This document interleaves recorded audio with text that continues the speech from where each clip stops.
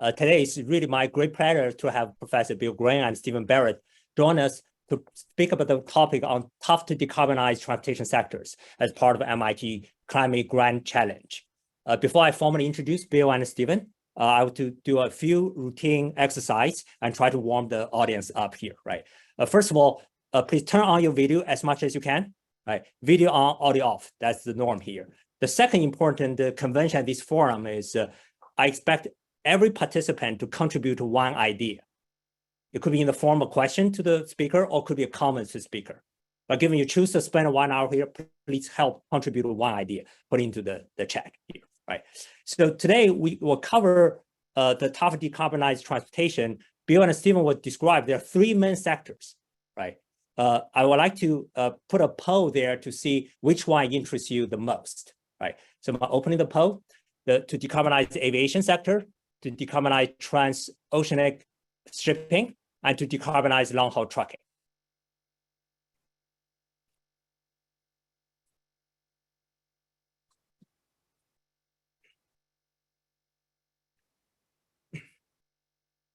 $130 people participated. I'll give 5 more seconds.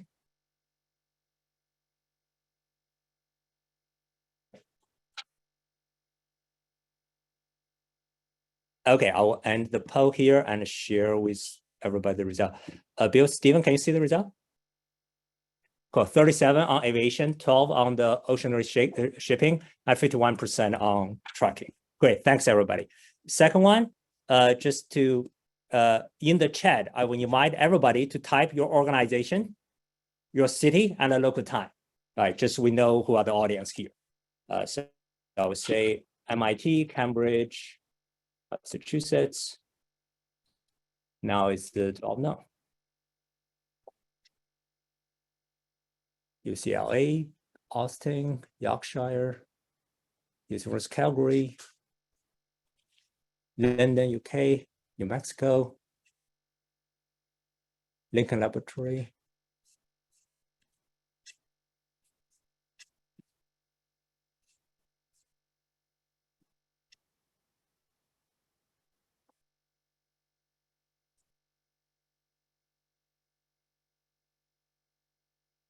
Great, thanks. I'll hopefully give the two speakers some context of who the audience are. Right.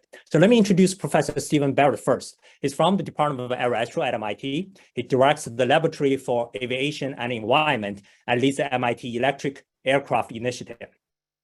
Stephen's research is to make the aviation cleaner and quieter.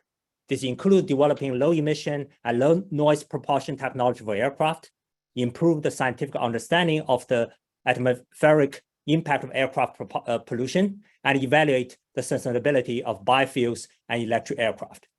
And Professor William Green is a hotel professor of chemical engineering at MIT. He's a world leader in computer-aided chemical kinetic modeling, focusing on the reaction kinetics, quantum chemistry, numerical method, and fuel chemistry. He's a fellow of AAS, American Association of Advancement of Science. Without further ado, let me pass the forum to Bill. Bill, please. All right, thank you very much. Here, I'll share my screen. And I hope that you will be able to see it. Can you see it okay now? Yes, very well. Okay, good. All right, let me hide this.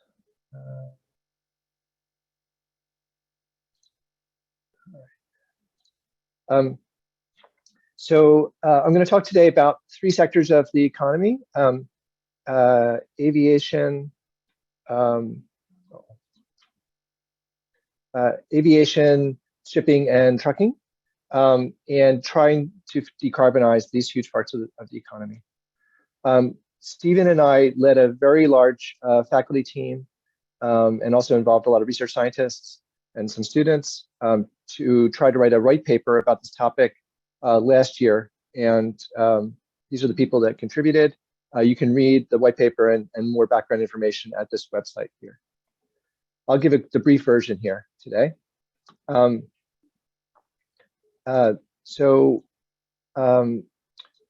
I'll talk about the scale of the problem.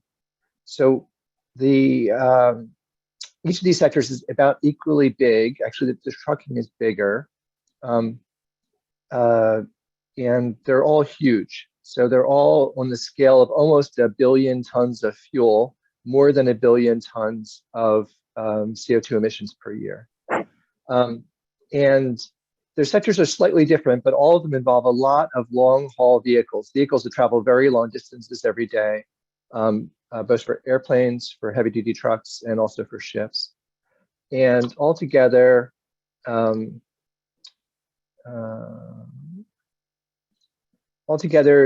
they consume about 6 times 10 to the 10th gigajoules of per year in lower heating value, which is approximately the same as 1,900 gigawatts of energy running 24/7. So it's a tremendous amount of energy. By comparison, the total global electricity consumption of all the countries in the world is approximately the same amount of energy. So it's just a huge amount of energy consumed by just these 3 sectors. They contribute about 1/7 of all the total fossil CO2 emissions, and they're a big economic impact. So just the fuels, for example, are almost $1 trillion per year. Actually, at today's price, is probably more than $1 trillion per year. So then if we're going to decarbonize these, all of these sectors currently use petroleum fuels, kind of similar fuels. Actually, in the military, they'd use the same fuel for all 3. And the fuels are all carbon fuels, hydrocarbons. If you want to decarbonize them, you have to get rid of that. Now, almost all the carbon today is fossil carbon. And you have to decide, well, are we going to somehow get rid of the fossil carbon but replace it with some other non-fossil carbon? Or are we going to change to something completely different that doesn't have carbon? If you could stick with the hydrocarbon fuels, there's a lot of advantages. You don't have to change the vehicles. You don't have to change the refueling infrastructure. And so it really saves a lot of capital and struggle to do that. However, you then need to somehow come up with about 1.2 billion tons of non-fossil carbon per year in the form of beautiful fuel that's ready to burn in our vehicles. And this is not a trivial issue. And just to give a scale, that amount of carbon is about equal to all the carbon in all harvested foodstuffs all over the world. So if you take all the carbon that's all the food for us and for all the animals we feed and add it up, it's about the same amount of carbon. So you need an industry that's kind of the same scale as agriculture to provide that much non-fossil carbon. So then some people say, well, maybe we would try to capture the CO2 instead. If you do smokestack capture, which it would be easy, the problem is the smokestack is burning fossil fuels. It makes fossil carbons, and then you'll be emitting fossil carbons at the end because you capture the CO2, you make it into your vehicle fuel, but then you burn it eventually and let it go to the atmosphere. So the fossil carbon still ends up in the atmosphere. You could instead try to make from CO2 that's captured from the air, but probably this would be expensive. And it's just the scale of the air capture challenge is pretty enormous. So for example, if we want to make about 1 billion tons of fuel per year, we need to capture about 3 billion tons of CO2 per year because there's only 1 carbon and 2 oxygens in the CO2. And that would require processing about 2 billion cubic meters of air every second because the CO2 is so dilute in the atmosphere. So to get that much CO2. So even if you had a perfect capture process, you'd have to just process just a vast amount of air. And so then people say, well, biomass would be a lot easier. And it's true. Fuel from biomass is really actually relatively inexpensive. And sometimes might even be less expensive than petroleum fuels if the petroleum price is high. However, the scale is still a problem. So you'd have to try to sustainably harvest a total amount of carbon that's comparable to total agriculture today without damaging the environment. If you wanted to meet the demand for all the trucks, all the aviation, all the ships. And I would say that if you don't do this carefully, you could set up the incentive for kind of massive deforestation, because that would be the easiest way to get biomass, is just go chop down all the trees. But of course, that's not what we want to do if we're trying to save the environment. A big issue is like exactly how much carbon can you get from the biomass, because this is definitely the cheapest and easiest option. And certainly you can get some fuel from the biomass. And it's unknown today as sort of exactly how much can you really get and how to do that in a way that's really going to be sustainable and well regulated. I would comment that both of these options require a lot of hydrogen because the fuels are hydrocarbons, they involve hydrogen too. And we have 2 pretty good ways to make hydrogen. have an inexpensive way to make it from natural gas with carbon capture and sequestration. And you can have prices here that are actually less per heating value than the cost of petroleum fuels today. Alternatively, you can try to make it from electrolysis. And if you have very clean electricity somehow, then this is actually pretty reasonable. The cost is higher, but still you could do it. And you could get the hydrogen. And this is also no technology. And in fact, there's a lot of small scale and demonstration projects around the world. People are building hydrogen electrolysis units. And then if you have the hydrogen, you could use it directly as a fuel, or you could react it with carbon if you have the non-fossil carbon to make a drop-in fuel. Or you could react it with nitrogen and make ammonia. But in all cases, the amount of hydrogen required is huge. So for example, if you make it from electricity, you'd need a heck of a lot more electricity than we use to manufacture today. So you have to make a whole lot more electricity, and certainly a lot more than the amount of renewable electricity we have. If you wanted to make it from natural gas, you'd actually have to greatly expand the amount of natural gas we mine out of the ground in order to make that much hydrogen. And of course, for this to work, you want it to be inexpensive and you want to have very low greenhouse gas emissions. Another issue about these long-haul vehicles is you need very high energy density fuels for range. And so for example, this is a plot of how the amount of payload you can carry on a ship goes down as the weight of the fuel goes up, as the energy density of fuel goes down. So this is today is for one, that's a petroleum fuel. If you take a fuel that's say 3 times heavier, then you're sacrificing something like a third of your payload is being sacrificed, which means you need to have 50% more ships, and you need to burn all the fuel to move all those ships around. And so it's kind of a losing proposition if you lose too much payload. And you can do a quick analysis and you can see that batteries are not going to work for jets or for ships, maybe for trucks, but there's some issues about them too.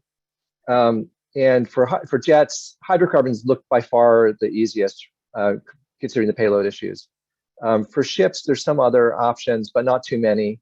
For trucks, there's actually quite a lot of options, and I'll talk more about that. There's a zero carbon fuel options also, for example, hydrogen or ammonia, but keep in mind, these require a complete replacement of all the vehicles because none of the vehicles are designed to burn hydrogen or to burn ammonia. You need all new refueling infrastructure because we don't have that for either of these fuels. And you need all new regulations and emission controls if you have millions of vehicles are burning these new fuels.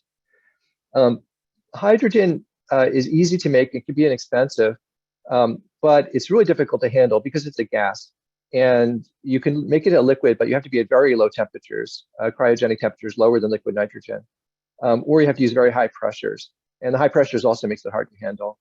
So the expense of hydrogen is actually not from the production, but it's mostly from how supplying it retail is the real expense. There are other possibilities, and my group, for example, is exploring both ammonia and liquid organic hydrogen carriers as possibilities. And I would say that we're kind of in the early days for both of those options, and it's still not really clear about how well they would work as vehicle fuels. My main conclusion from this is it's likely that different sectors and subsectors are going to use different fuels. So the hydrocarbon fuels from biomass, for example, SAF, has big advantages, and this would be really great, but I think it's probably not going to be enough of it available to fuel all the sectors, but maybe enough for aviation. Batteries are really not going to work, except for maybe some trucking applications. Some fuels like ammonia look very reasonable for ships, but probably would be considered too dangerous and too smelly for trucking applications. And so the market's going to split. So right now it's all hydrocarbons from petroleum. Something new is going to happen. And maybe also to be mode switching. We might even change the way we run our transportation system because of the complexity of the changes. Overall, this is a very big problem. So I'm an engineer. I mostly work in the science and engineering problems about how to actually do it or give options. But then whatever option society chooses, there's a whole lot of policy and economics and business challenges about trying to make such a big change in our system.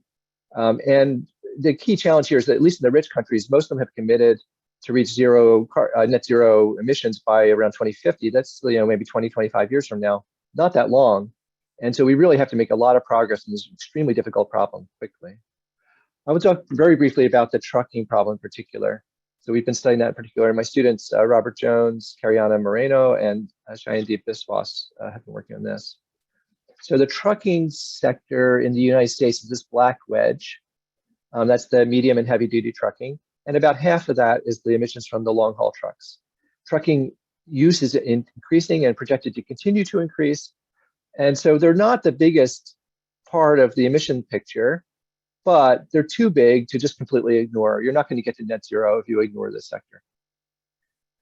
There's a lot of different options, and you could try to make the low greenhouse gas hydrocarbons. You could try to do it with electricity, or you could try to do it with hydrogen. And we did careful analyses of all three of these. And all of these have some advantages and some limitations. So as I mentioned, that the hydrocarbons, it's hard to reach the scale to have enough biomass or enough captured CO2.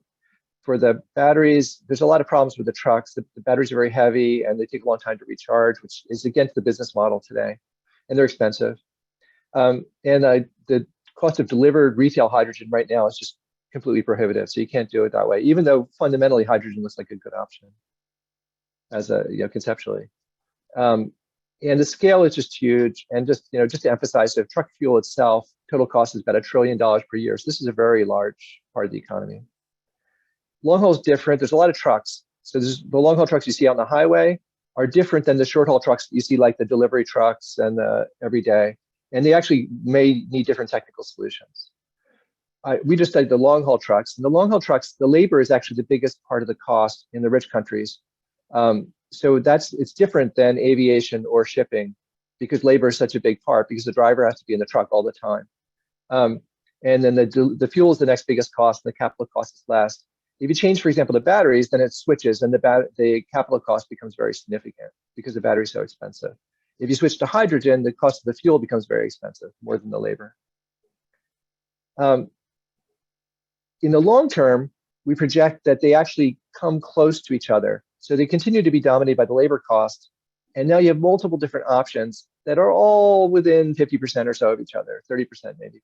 So the society could choose to go for any of these, but it's unclear which one's really the best. And in the short term, they're all really expensive and they require a huge transition. And so this is we're trying to make good guidance for people to make decisions about which of these is really going to be the one. But I think fundamentally it's up to, if some country decides they want to do one of these options, they can do it, and it could be possible. But somebody has to front a lot of capital to make it happen. So you have this decision about whether to stick to hydrocarbons or not. Then between electricity and hydrogen, you have a big trade-off. Payload penalties are different. The payload is very heavy for a battery, and the charging time is very long, but the efficiency is very high. And so you have a lot of pros and cons of these different options. For hydrogen, there's a lot of different ways you can make it, a lot of different ways you could deliver it, and also a lot of different ways to extract the engine. And so we're doing all the different scenarios for every different combination of all these different options to try to figure out which one's really the best. So we made a drive cycle, then we optimized it, and we compared it for all these different options to try to do honest apples to apples comparisons of the different options. Here's our drive cycle. Here's our analysis for diesel. Here's our analysis for the battery. We had to make a model for the battery truck. Then we can figure out, a very important thing is that delivered electricity right now for a battery truck would have to be in a high-powered charger. Currently, that cost would be something like 35 cents per kilowatt hour or higher. And that actually makes the recharging cost more than the cost of diesel. So the truck drivers won't want to switch. They have to buy a more expensive truck, and you're saying you have to pay more to refuel. Now, in the future, maybe it's possible that this number could go down, or somebody would front the capital to put in all the chargers, like the government, and then maybe this would be more viable. But then you say, are the governments in all the countries in the world going to do this, or is this going to be just a rich country solution? Here's some projections for that. We also did hydrogen with several different ways, with burning the hydrogen or using a fuel cell. The efficiency difference between these two is very important if the hydrogen is expensive. But the combustion one's more robust, and so if you could figure out a cheap way to deliver the hydrogen, it might be a better option. And we did the whole analysis for these as well. And the key for hydrogen is just the cost of the delivered hydrogen is dominating. That's really the key issue, is can you somehow figure out a clever way to deliver hydrogen to the trucks? We're currently working on all different options about how to make the hydrogen, how to deliver the hydrogen, because that's actually where the cost is for hydrogen. So the summary is that long-haul trucking is a pretty big emitter. We're going to have to change it. There's a lot of different options. In the long term, they look kind of competitive, so you have to do very careful analysis to tell the difference. But they all have quite large short-term and medium-term costs. And all of them are going to be more expensive than today's system. So somebody's going to have to force this transition. It's not going to happen naturally because of the economics. Most of these are based on low greenhouse hydrogen as the main energy source, but how to use that is not really exactly clear. And so the situation is still unclear despite our efforts to try to clarify, and we're still working on it. And now it's time for Stephen's presentation about the aviation. Thanks, Bill. Stephen? Thank you, Bill. I'm just going to share my screen so I can control the slides. Does this look okay? Mm-hmm. Yeah. Great. Can you go for the presentation mode? Good.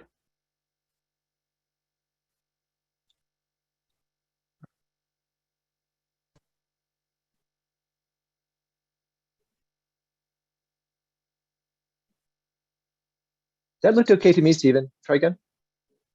Zoom is crashing, it seems. Hold on, it might take me a second to restart it. Okay, good. Oh.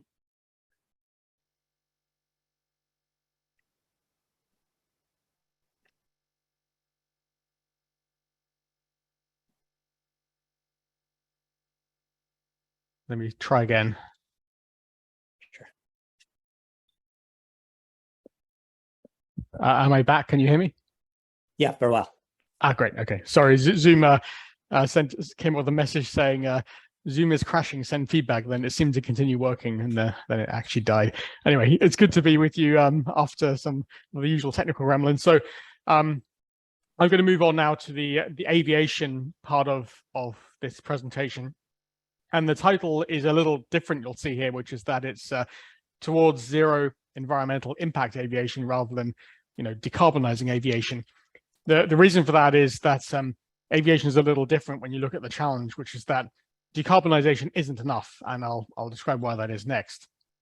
So first, with reference to the main emissions from commercial aviation today that impact the environment, the CO2, obviously from the carbon in the fuel, NOx from combustion at high temperature, and unlike vehicles on the ground and power plants, etc., we don't have emissions control there. Then there's something called contrails and contrail cirrus, which are artificial clouds aircraft create warming. And then finally, sulfur in the fuel, where the fuel is not desulfurized.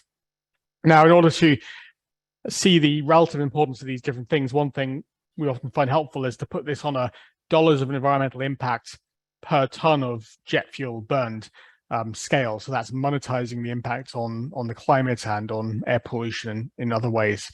So it's US dollars per ton. If we look at climate, this is how the impacts come out. So we have the impact by this metric is dominated by CO2, and then the artificial clouds, the contrails, come in second, and then we have relatively smaller and cooling effect from the other pieces. However, one thing about aviation is that as well, there's a lot of uncertainty in some of these impacts. So take the contrails. If you view them through a different metric, which is radiative forcing, so that's sort of warming per unit area, then some of the estimates have the warming from contrails and contrail cirrus being double or several times the warming from CO2. So there's scientific uncertainty in this, but broadly speaking, when you sort of average across the uncertainty in the metrics, the CO2 warming from aviation is roughly doubled when you include contrails to give you the total warming from the sector. So in other words, the challenge is about twice as big as it would be if only for CO2 in the case of aviation. Now, of course, I mentioned there's no emissions control in aviation today, which means that air pollution is still a relatively important problem, unlike other sectors where we've substantially found solutions. And if you look at the public health impacts and monetize them, then you find they mostly occur due to NOx, and the monetized environmental impacts are comparable to the CO2, for example. So what might we do about it? Well, often people will say, well, can you electrify aircraft, which is the solution for light duty vehicles, for example? And you can at some level. I mean, you can do what you want, I guess, but while it seems very practical for small aircraft that have very short flight times of less than 30 minutes, for example, the question is, can you do it for large commercial aircraft that dominate the energy footprint of aviation. So that the general aviation, the small aircraft, really are in the round-off era when it comes to the global environmental climate footprint. So we've done modeling of aircraft that are fully electrified using various, in a sense, hypothesized batteries, but other components modeled that probably could really exist. And the findings are not very compelling. So many people on this call will be experts in batteries and will have some sense of what kind of specific energy in this measured in watt-hours per kilogram might be possible in the nearer term and longer term. And just to give you a sense of where we are today, a Tesla would be something like, I know, 250 to 300 watt-hours per kilogram, depending on quite how you account for it. And maybe lithium ion could get towards this number. But if you look at range here against the different levels of specific energy that an aircraft or a battery in an aircraft hypothetically would contain, you can see here that something that perhaps you could get towards with lithium ion doesn't even get you, the reserve you need. So at least with today's battery technology that's operationally deployed, any kind of commercial aircraft that serves any useful purpose is essentially impossible. And even if you did decide to build a 200 nautical mile range sort of A320 type aircraft or 737 type aircraft, it would weigh 130 tons, which is a absolutely colossal amount. I mean, this thing would be ginormous, and a fully laden aircraft of that size class would be less than half that weight. So maybe if you get to lithium sulfur and lithium air and beyond, if people can make those breakthroughs and bring them into service at huge scale, then possibly there might be a future, but that future is very distant, most likely. So that leads the aviation industry to make a big bet on biomass-derived sustainable aviation fuel, or SAF as it's called, in the nearer term. And obviously the idea there is that through photosynthesis, you take carbon from the atmosphere, create some kind of bioenergy crop, convert the bioenergy crop into liquid fuel, burn the fuel, and at least in principle, it's closed loop. So at least in principle, that's closed loop.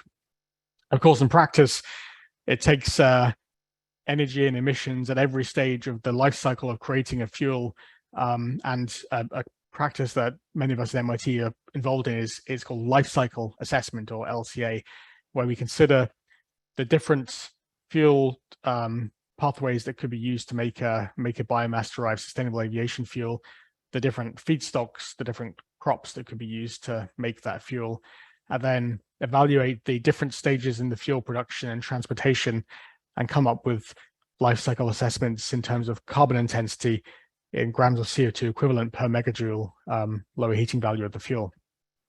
As a comparison, the baseline for petroleum derived fuels in aviation is around 89 grams of CO2 equivalent per megajoule, so this line here.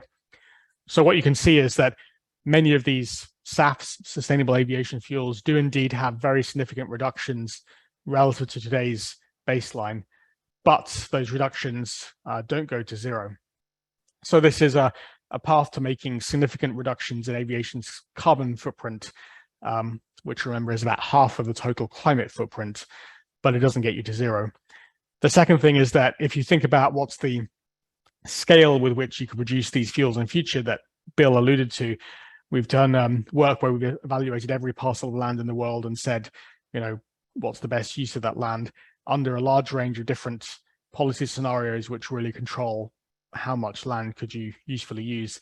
And without going into the details of all the different scenarios, but evaluating, a huge number of different scenarios, we worked out how much of a CO2 offset could you get under all these scenarios. And these boxes are lots of different scenarios you might get. And essentially, even under the most aggressive possible scenarios, we think that biomass-derived SAF by mid-century, in the most aggressive possible case scenario, scorched earth would offset 60-something% of the CO2 from the aviation sector, with much more realistic scenarios being sort of numbers like a quarter or maybe as high as 50%. So while you can have lots of debates over quite where that number is, what is essentially certain is that biomass-derived sustainable aviation fuel is not enough to offset the CO2 emissions from aviation by mid-century, both because the fuels are not net zero, and also because even if they were, there's not going to be enough biomass to get you there in the future. So, well, where do you go beyond that? And none of this is to say that biomass-derived SAF isn't the right thing to do for aviation. I do think it is. It's cheaper than some of the alternatives, and it does give you substantial benefits, and it is a good thing to do as fast as possible. But it doesn't get us all the way to a net zero environmental impact sector. So, if we look over think over the decades ahead, we're using fossil fuel now. I've said we want to go to the biomass-derived SAF as quickly as we can, and that does make sense. But we don't want to use the fossil fuel. The biomass runs out. So what's next?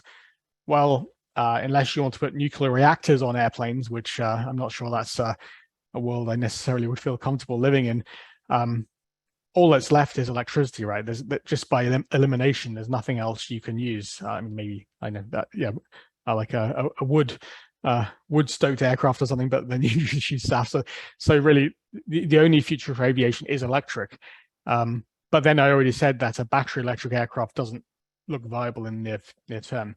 So essentially, we see it as inevitable as a transition from the biomass-derived synthetic fuels into power-to-liquid fuels, and that's just due to lack of any alternative. There's nothing else that really can be done.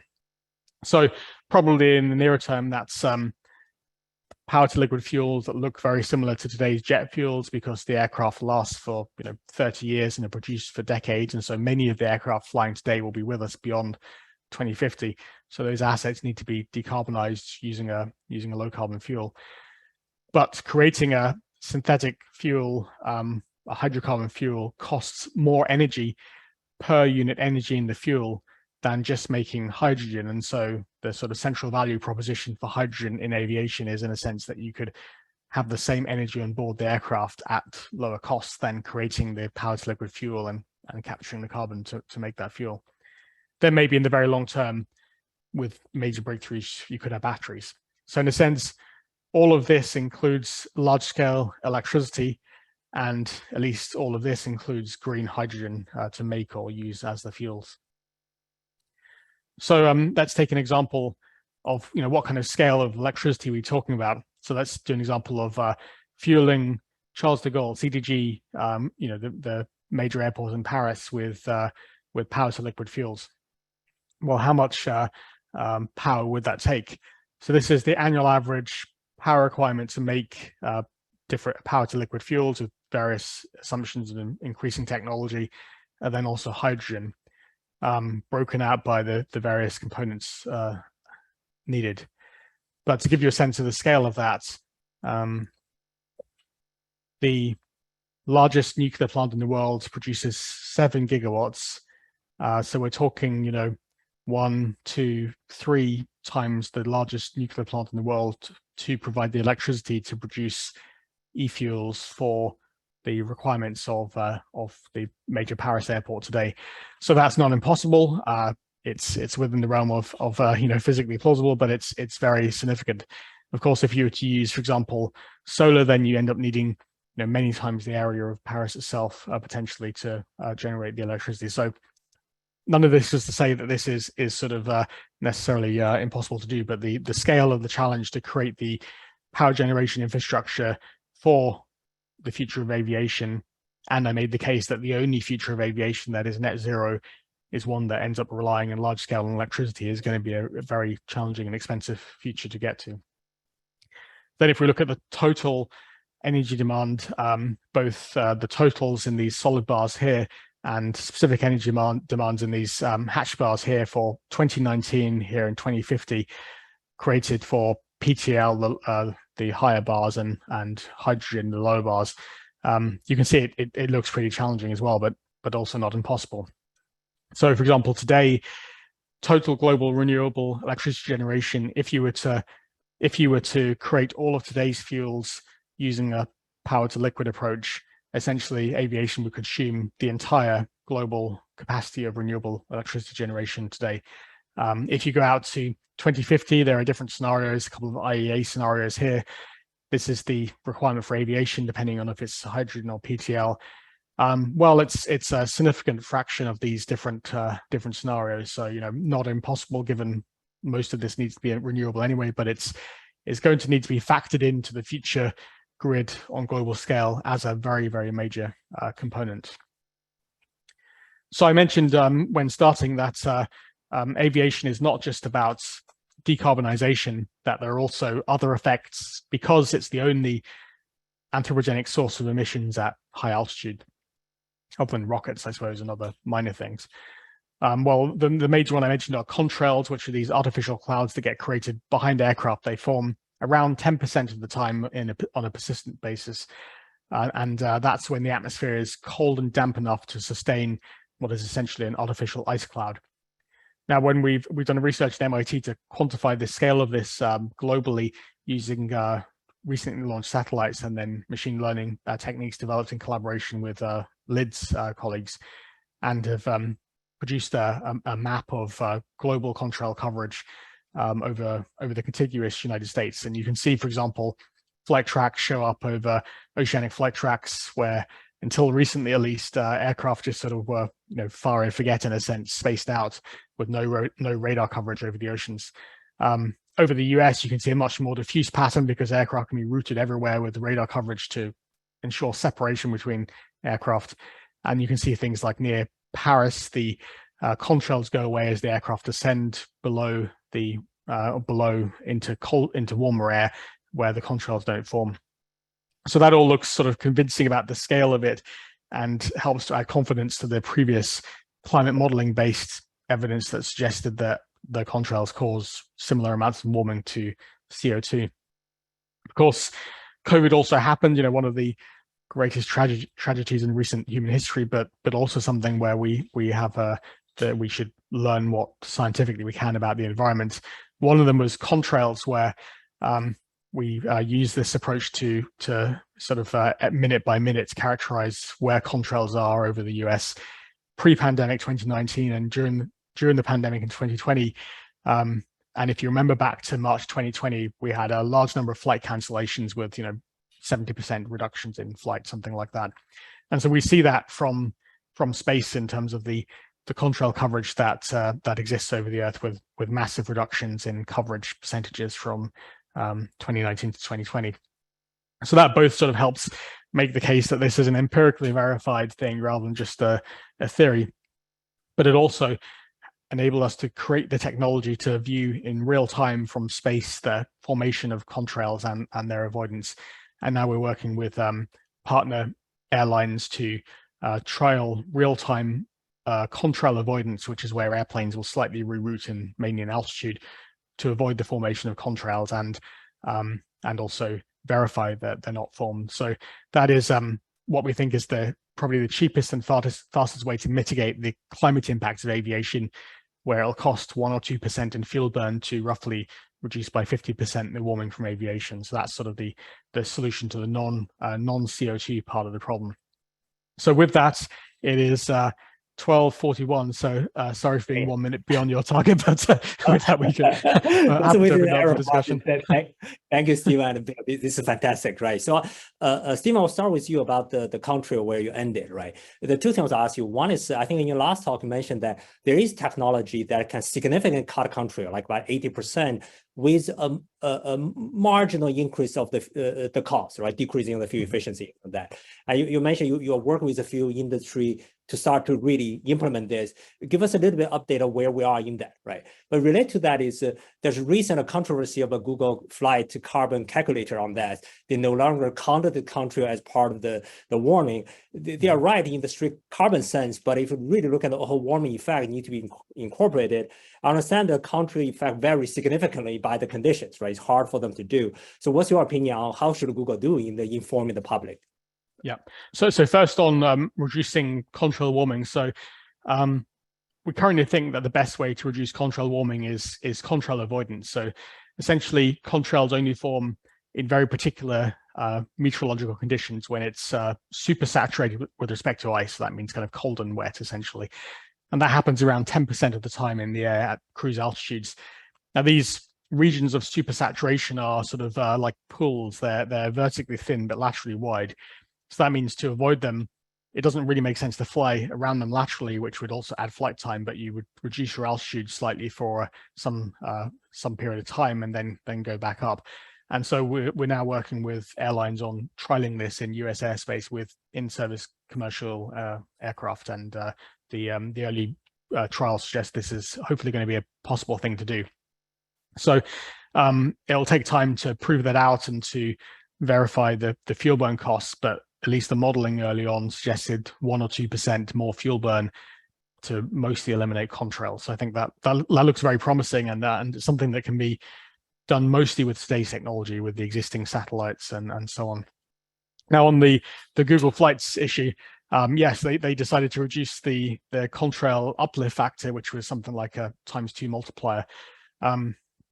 That's obviously a controversial point. I mean, you could make the argument that if you're a country, the UK, for example, where I'm originally from, has a recommendation of a 1.9 times multiplier for organizations to use. And within MIT, we're having this discussion, and we have to give a recommendation that we'll probably recommend something like that, a sort of 2x multiplier or whatever it might be. But the basis for that is that any individual flight can vary massively in contrail warming by probably a factor of 100. But if you're a large-scale organization like MIT or like a country, or you're a company that's reasonable in scale, averaged over a few hundred flights and more, you'll start getting pretty close to the average. So as long as you're a sort of coherent organization, you don't mind some kind of fiscal transfers internally, then using an average factor is a pretty good thing to do. You could argue, however, if you think about family in a European country now that's struggling with energy bills, and you really want to tell some particular family that you have to pay another $700 in carbon offsets because your flight was very carbon intensive, and that may or may not be true for any given flight. So if you look at a single family or individual, then the ×2 uplift factor is not going to be that accurate. So I can see why you could make an argument that in that context of individual people offsetting their carbon, maybe using an average might not be the best thing to do. Personally, I think it probably would be good to keep that in there and just caveat the uncertainties in that clearly. But anyway, that's the decision they took. Having said all that, we're actually working with Google now to help them move that forward. And the end goal, at least from my perspective, and obviously Google would have to decide if they want to implement this, but what I would like to see is essentially a case where you'd book a flight knowing a sort of estimate of what that flight's warming would be, based both on historical fuel burn and also historical contrail formation. And then you take the flight, and then you get an email afterwards where it say, we tracked your flight with radar track data, and we think this is the fuel burn, and we use satellites to track the contrails formed in your flight, and this is our estimated warming, where the warming is also measured by the satellites with the outgoing long-wave radiation changes and things like that. And then you get sort of an inventory saying this was the warming from your flight, and if you want to offset it through your company or individually, this is the total kind of carbon bill. And that's where I'd like to see that go in over the next couple of years, and I hope we can do the same at MIT as well. Great, thank you, Stephen. So next question to Bill. So compare the trucking industry with the airline industry. Seems that there are more variety of possibilities here, right? And based on a study that actually 3 options, biofuel, hydrogen, battery, they are kind of on par with each other here, right? So on that, I want the 2 questions related. First one is, given in the private car sector or urban transportation, etc., it seems the electrification is a dominating solution, right? So will there be a spillover effect where if you electric cars and that some of the infrastructure potential can be shared with the trucking, so that part become having more advantage than the other? The second one is a more conceptual question. From science point of view, having diversity is clearly important, right? We'll try all 3 so that you have some kind of robustness if all 3 try in different ways, right? But because each one of them requires a lot of heavy upfront infrastructure cost, that's some implementation point of view. It seems that we need to just make a clear decision and just do it, right? So how do you trade off between this diversity versus a clear focused priority on that, right? And then just back to again, because we call this tough decarbon in contrast to the easy to decarbon which is the cost side, right?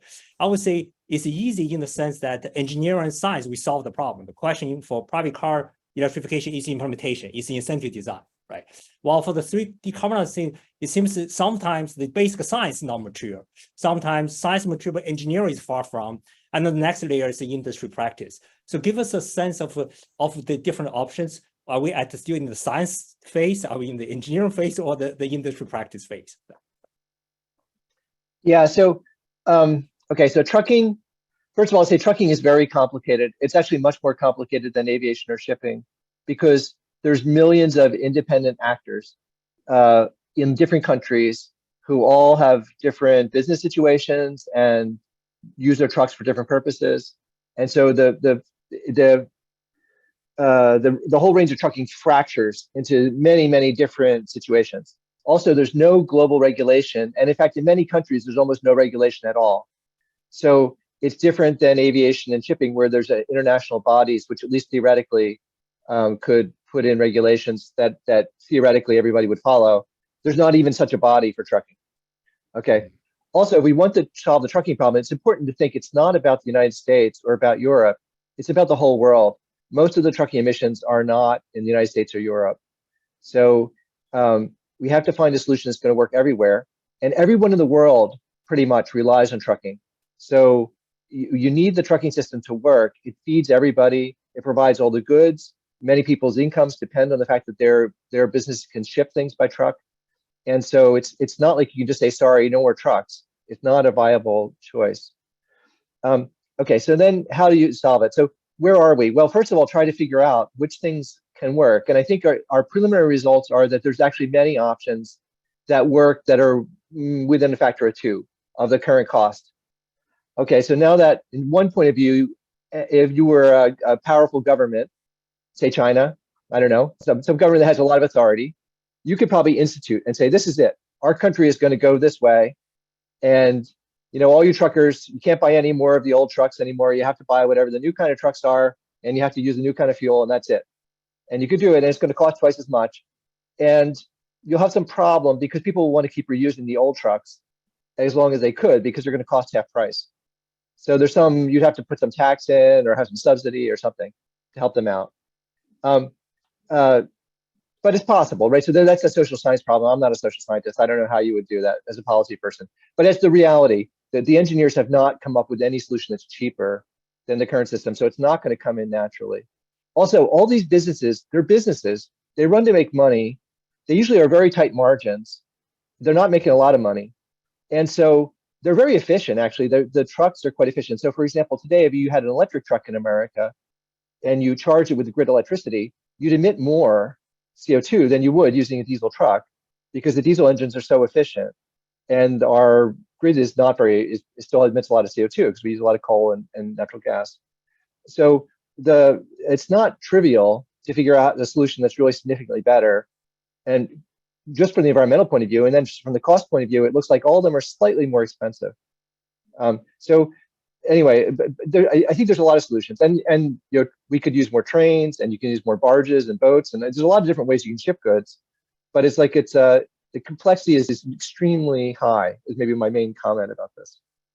Oh, good. Thank you. Yeah. So last question from me, and then we'll give it to John for the question from audience, right? So here, Stephen and Bill, you presented what academics' effort in this area, right? So what do you observe as the industry's effort in pushing this? Do you see there's enough attention to this? It's just tough about people really trying, or some industries still just don't care? I mean, I let it be and see what happens. What's the state of the mindset from the industry?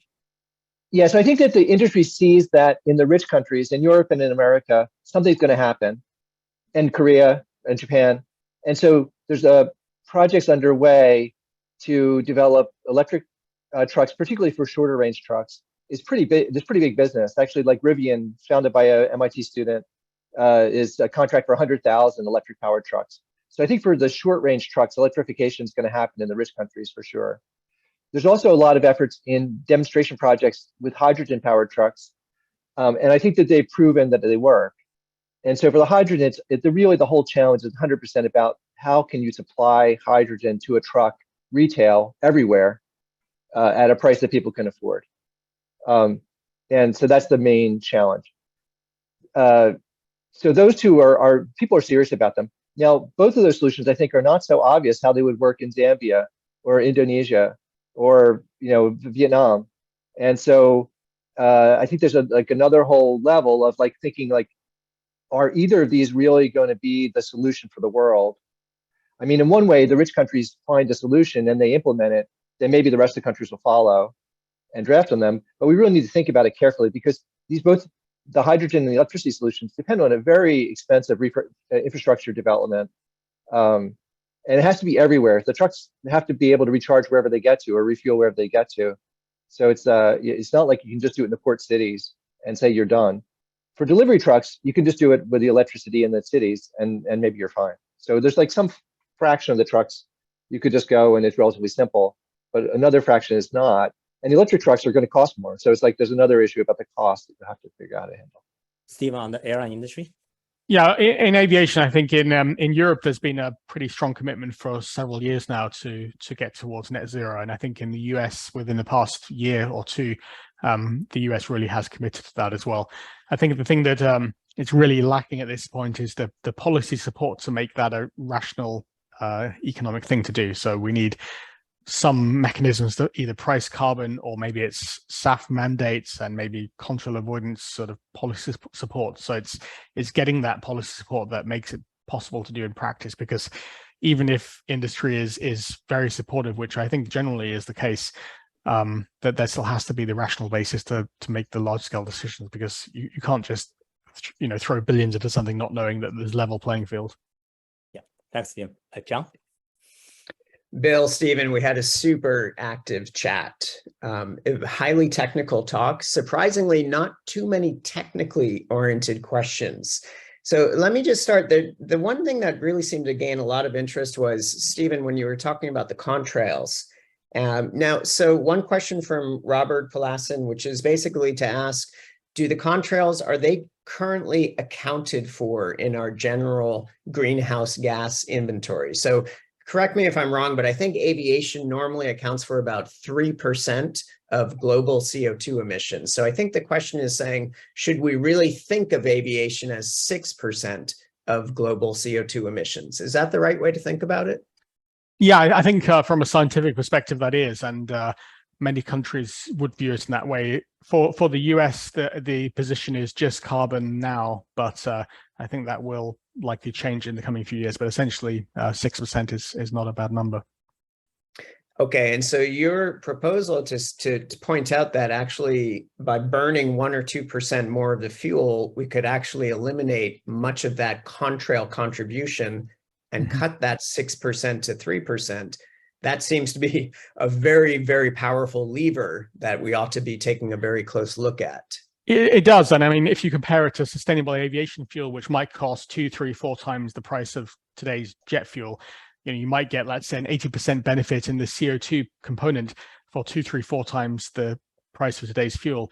In comparison, contrails will cost you 1 or 2% the price of today's fuel and give you about the same benefit. So it's a couple orders of magnitude more cost effective. Now that doesn't mean you don't do SAF, but it does mean generally you do the cheapest, fastest thing first, right? That makes sense. And so we should do contrails and then do SAF. Wow. Okay. Well, to me, that's like just an epically important message as we try to, decarbonize these very, very difficult to decarbonize sectors. So along that line, for both of you guys, there are a lot of questions about sort of where do we put our effort? So Tushar Kanad asked, given the breakdown of emissions and the challenges to decarbonize, which of these 3 should we prioritize? And I wonder, how do you think about that? I mean, do we just fight all the fights together, or should there be some prioritization of effort? Maybe Bill, you want to start with that? Yeah. Maybe just a comment that I think probably these are not going to be changed by just having a carbon tax. The carbon tax would have to be really high to really substantially change these and to make people make the gigantic investments in new infrastructure. It's got to be helped by government policy that's basically just like we do with passenger cars. We don't, regulate NOx emissions and charge you a little bit to 20 cents extra every time you drive your car because you're emitting some NOx. They say we require you have to have a catalytic converter. it's going to have to be the same kind of thing, I think. But then it takes a lot of care to design the policy correctly, and then think how you could possibly implement it in all the countries in the world. But I don't. That's just my first comment. I think maybe I lost the question. The thread of the question here. It's really about a prioritization. There's another question from Spencer McDonald about, should we actually, at what point will companies and governments start consolidating on technology and focus time and resources on one of the options as opposed to researchers studying everything at once? Yeah, so I think that actually there is a consensus for this, the SAFs, the Sustainable Aviation Fuels. So at least the community is definitely on the way to try that to whatever percent they can think is reasonable, which I think is not decided yet. I think for the ships, we're way early days that a few ship lines are seriously considering this, but I think a lot of shippers are just using whatever cheap fuel they can get and not even thinking about it. For the trucks, in a few of the rich countries, we're starting to move towards trying to do demonstration projects to even show that there is a solution. Then presumably if one of those works out, then some country might require that that's what you have to do. But no country has bit the bullet to try to do that yet. So the biggest one, like the United States, we have the Port of Los Angeles. You have to use, you can't use petroleum fuel trucks in the Port of Los Angeles for the little trucks to drive around the port. I think that demonstration is people tried to use hydrogen. It turns out it's kind of hard and expensive. And I think that maybe that's been a negative demonstration and has not been extended to the rest of the California because they saw how expensive it is, and like all the truckers are like, no way. And Tesla, when did they announce they're going to have their big truck, the battery truck? It was like, I don't know, 5 years ago now. Yeah, right? It's been a while. So, yeah. So I think that the technical problems have not been overcome, and until the technical problems are overcome, no policymaker is going to require people to adopt a technical solution that doesn't work. Stephen, did you have anything to add? Yeah, I mean, I think just that we want a world that's connected with increasing material quality of life, and that means we need aviation, shipping, and trucking, right? And I can't imagine any of us want a future that goes backwards in any sense. And if for global equity, if anything, we want more of the world to enjoy connectivity, more of the world to enjoy the material standards of life that we do in the US. So I think the solution is a technological one towards zero rather than going back to the cave or something like that, at least in my view. And that's, we're at MIT, right? So probably we all believe in that path. I think there might be some prioritization challenges, not so much in terms of which sector kind of matters most, because I think they all matter to good life. I think it's more, let's say, for example, biomass, right? I mean, the biomass will be limited and lacking a market mechanism for kind of sorting everything out rationally, which seems increasingly unlikely to happen in an increasingly fragmented world. It's going to be a patchwork of mandates, regulations, agreements, and so on. And then there will be this issue, well, should aviation get the biomass, right? And some people would argue, well, in some sense, it makes sense because if you look at trucking, it's more complex, as Bill said, but it also, complexity means there's a bigger solution space that might be different in different parts of the world, and there's more kinds of solution that work when you're on wheels as opposed to on wings. And similarly for shipping, that's more global than trucking, so that complicates things, but it's also less weight constrained. So aviation is kind of at the sharp end of the very weight constrained end of the spectrum. Great. Can I make a comment just about the aviation people? So aviation's had this cushy deal for years that the aviation fuels are not taxed. So, the truckers are paying more in practice for their fuel than the airplanes are. But in reality, the people who are flying airplanes are richer than the people, the people who are using trucks is everybody. So I feel like, for an equity thing, really maybe an early thing should be just have a tax on the aviation, which I guess maybe the institution of staff requirements is de facto a tax because it's forcing them to buy more expensive fuel. Great. This is fantastic. Thank you so much, Bill and Stephen. Everybody, please join me. Thank Professor Grant.